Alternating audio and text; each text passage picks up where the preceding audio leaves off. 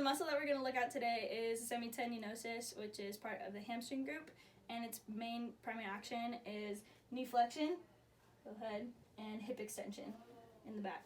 So it actually inserts on the ischial tuberosity on the back, starting at the lower part of the buttocks, and then going all the way down into the medial side of the tibial tuberosity and inserts on that part of the tibial tuberosity.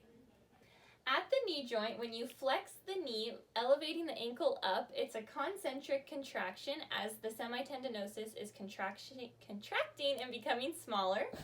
And then up at the hip joint, when you extend that leg back, the semitendinosus is also contracting to help lift the leg posteriorly, and that is making it a concentric contraction as well. Bending down to pick something up from the floor, an improper way of flexing the knees is the knees leading and crossing over the toes. The proper way to flex the knees when picking something up is to lead with the glutes and not to let the knees cross over the toes. An improper way of flexing the spine when picking something up is having curvature at the spine. A proper way of picking something up for the spine is keeping it straight so there's no hyperflexion or hyperextension. An improper way of flexing at the hips when picking something up is bending forward at the hips and letting the hips lead. A proper way to flex the hips when picking something up is to lead with the glutes and bend at the knees. With your patient in a supine position, have one knee flexed and one knee fully extended.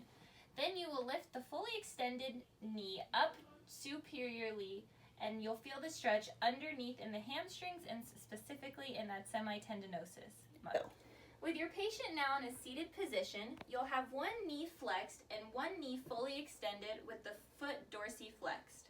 You'll have your hands on the bent leg, and then you'll hinge forward at the hip, feeling that stretch underneath in the hamstring muscles and in that semitendinosus. With your patient now in a standing position, both legs will be extended. Taking one leg out in front of you, you can have a slight bend in the opposite knee, and you're going to have your foot dorsiflexed again, and you're going to hinge forward, feeling that stretch again underneath in the hamstrings and in that semitendinosus. One resistance training exercise that we can do to strengthen the posterior chain of the body is a deadlift, and it's actually going to really highlight the eccentric movement of the hamstring.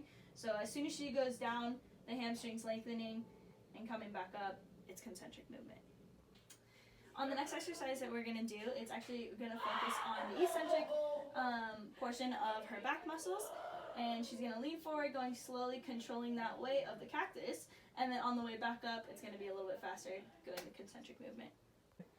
In this third exercise, we're going to focus on the eccentric movement of the latissimus dorsi and the rhomboids right here in the center of her back.